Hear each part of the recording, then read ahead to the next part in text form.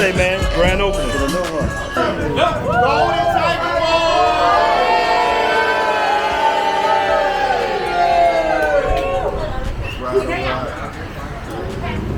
All right, family, we are with Dante at the Golden Tiger. How's everything going today with you, brother? Hey, everything's going pretty good, man. Everything's going real good. Excellent, excellent. So let's start at the very beginning, man. Yes, sir. What initially got you to start traveling the world? The military. Spent 14 years in the military. My first overseas tour was in Japan. From there, been on a naval ship. You know, we just go and see different parts of the world. So that's what actually got me started, traveling, the military. And how many countries have you been to so far? So far, 35 now. You've been to 35 countries? Yes. That is amazing. Yeah, because while you're in Japan, you'll be stationed one place. So I was stationed in Japan. Well, while I was in Japan, even though I'm stationed there, we go to like Guam, Saipan. We actually made one trip to Russia, all over Australia, New Caledonia, a French colony out there. Got China, Korea, India, different places out, just going everywhere.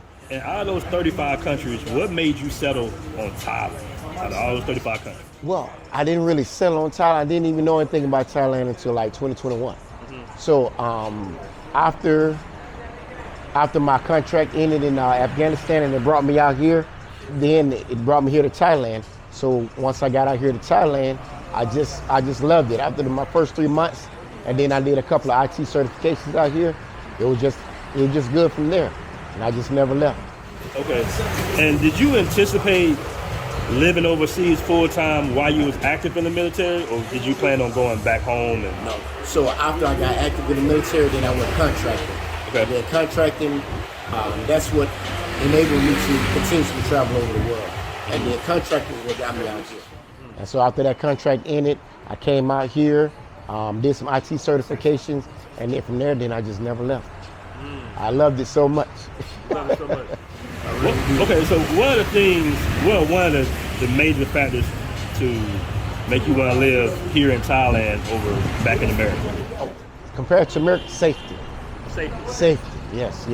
It is not safe in America at all, no matter where you go. So I need. Safer than Atlanta?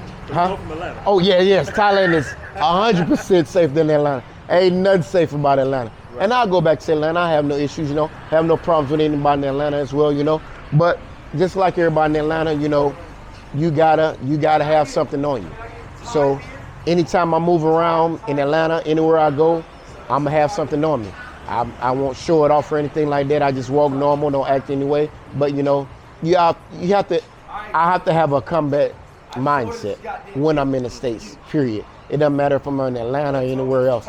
I feel that when I'm in the States, I gotta put all the military training that I've had before when I was in the military, I have to incorporate that in America because I don't feel safe because you just can't walk around anywhere. Now you just can't even walk around. Our kids can't even walk, can't even go to school without it being a shooting. And what about the cost of living here? Is it reasonable in comparison back to America?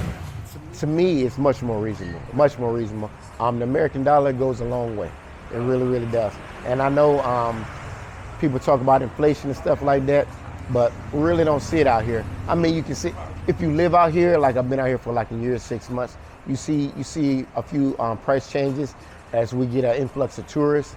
But overall, the inflation here compared to the States, it's a little bit lower. And as far as starting a business, just overseas in general, difficulty level, is it hard? Is it more strenuous than starting a business in the States? Not really. Compared to the stateside, it's almost comparable, but yet if you know the right person and you know networks, you have the right lawyers, you have the right friends, you have the right networks, it works out fairly easy. Compared to in the States, even if you try and get a chance to know somebody, they're thinking like, what's the angle? Or if I help you, what can I get from you? You know what I'm saying? Like, what I'm giving to you is not free. Whereas here in the States, I've had many brothers come to me and ask me, like, hey man, how do I get started? What can I do? I'm not charging you anything. I don't need anything from you. Only thing I want to do is just to help you. I help you grow, we can grow, because there's not enough of us out here actually owning and running, operating businesses. So why not help another brother so they can in turn help us all out? Now, there's a lot of, and shout out to you for the Golden Tiger bar, by the way. Love the bar. But there's so much competition out here. How do you separate yourself from all the other bars? It's like about 500 bars out here. It is. I just do my best. When I walk into a bar, and I've been to many bars out here, when I walk in, I want to know how I want to feel when I'm walking into a bar. If I happen to meet the manager, does he greet me? Does he look at me a certain way? When I walk into the atmosphere, what does the crowd feel like? When I walk in, how do they look at me? How do they feel? How do I feel when they look at me? So for me, I make sure that everybody that comes into the bar, no matter who you are, I want to make sure I greet everybody, make you feel welcome. When you come in, I introduce you to other customers that you didn't know. So now you know that customer. So when you sitting down, you don't have a feel like, oh, maybe I shouldn't sit right next to this person because I don't know him. Well, I want you to feel comfortable to sit next to whomever you feel like. I want everybody to feel comfortable. I want everybody to feel safe and relax and just chill. You can bring your girl here. You can just relax, watch TV, listen to some good vibes, listen to some good tunes. We have our DJ in, they do their thing. They have everybody going. They have a good crowd jumping. But, other than that, I just want people to feel safe, comfortable, and relaxed here when they come to the Golden Tiger Bar, and I'm here. Excellent. Now, let's just do a little segue. Let's talk about relations in Thailand. What are the biggest differences of dating in America versus dating in Thailand? Well, dating in America, from the time that I was there, obviously growing up there, it wasn't too bad. And then the trend started turning, Then you started getting the whole women empowerment, and it was just too many eyes, I respect all my black women. I love all my black women. I will never say anything bad against my black women. My mom is a black woman, and I respect my mom. Even though she passed away, I still respect my black women. But I don't feel that I should be in competition with my black woman, I hear a lot of black women say, well, I put on the same pants as you. You're right, you do. You surely do. But we don't need to compete with each other. We're not in competition. I'm here to lift you up. You here to lift me up. We can build each other up. We can build as a team if we stop trying to bump heads and figure out who's more dominant, And I know, and I get it, a lot of women feel, they want a real masculine brother. And there's no problem. A brother will be masculine if you can drop your masculinity down as well, There's no need for me to try and build my testosterone level up so high just to make you feel, oh, I'm a man. It shouldn't be that way, you know what I'm saying? But my confidence for me as a man, I don't have an issue with that, you know what I'm saying? Whatever woman I'm with, they realize who I am. But I don't need to hoard it over her because I know exactly who I am. But it's just too much of bumping heads, If I have a great idea, I don't mind listening. But women sometimes, I don't know what it is. It's just too much competition. Whereas overseas, if I speak to a woman, I have an idea, she shares with me her idea, we somehow find a way to come together, allow that to mesh. Okay, I understand what you're saying. You understand what I'm saying. Now let's build both.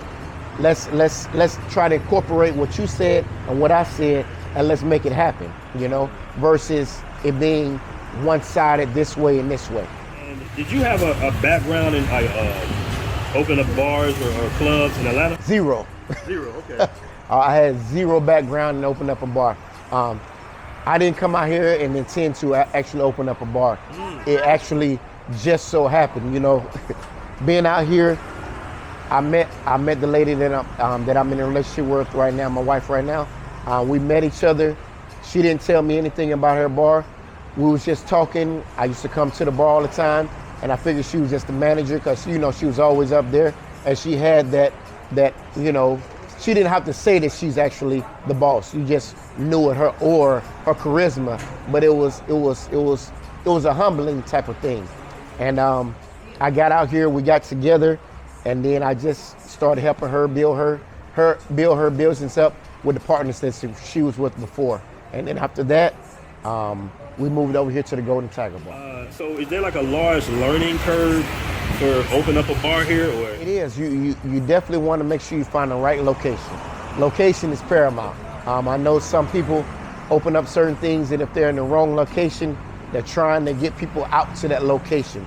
So location is definitely important. That's definitely a key. After you find location, find you a good lawyer, because you want to make sure that whatever location you're looking at or whatever building you're looking at written out, trying to per se own out here, you definitely want to make sure that you're talking to the actual owner. Because I've met some guys who said they thought they was talking to the owner. They're actually talking to the person that's leasing it out, and they're taking more of your money than what the owner would actually take. So you want to make sure you're talking to the right person. But definitely have a good lawyer so they can find out all the ins and outs of what you need to know. And we do have a lot of brothers out here. We have actually one good brother that I know is a lawyer. Shout out to Brother Sheen. Very, very good at his job. Very good. Him and his wife Mona, they're an excellent team. They've helped me out a lot. They've helped a lot of other people out as well. So shout out to Brother Sheen and his wife Mona. They do real estate and they do law field as well. Okay, and give us some tips on like the real estate out here. Is it easy like to find an apartment or a condo, or can you purchase property out here as a foreigner? So from my understanding, trying to own land, you can't necessarily own land. Okay. You can purchase or lease land, and they allow you to do it up to like 30 years or so. They allow you to continuously do it over and over again. But at the end of that particular lease or something like that, it will go back to the Thai community. So don't think that you're gonna come out here like you can go into the States and say, I'm gonna buy this piece of land, and you actually own this piece of land. Well, yes, you can do that in the States, but here in Thailand, they won't let you just buy their land like that. So it'll definitely be a challenge to try and actually own some land out here, unless you have a Thai affiliate with you, and then they show you how to do that. But it will also be in the Thai's name. Now, something you can own outright is a condo. You can definitely own outright a condo. It will be all in your name. Obviously, you have to pay a foreigner tax for it, but you can definitely own a condo outright in your name and pay everything, and it'll be yours 100%. Well, once again, brother, I appreciate you coming on. And everybody make sure to have the Golden Tiger Bar when you touch down in Thailand. You want to give us y'all click subscribe, baby, BMT, and y'all see the Passportbro shirt. There you go. We rocking out here, baby. Really appreciate everybody coming out tonight. We are here at Golden Bar, at the Golden Tiger Bar. Golden Tiger Bar. We had to make some changes, but with all changes, a lot of things come out good. I greatly appreciate everybody came out. The love and support is overwhelming. Sometimes you just don't know if you're actually going to get support or not, but I greatly appreciate you guys coming out. I thank you so much for all the YouTubers, my celebrity YouTubers, all the YouTubers worldwide. I greatly appreciate you guys. We're here at the Golden Bar now. I just brought shots for everybody, so we're going to have a good time. I know we can't do Thanksgiving and Christmas dinners like we used to, but I'm going to do my best. I'll make some rearranges, and we'll make the best out of the Golden Tiger Bar. I greatly appreciate you guys. All right. Golden Tiger Bar!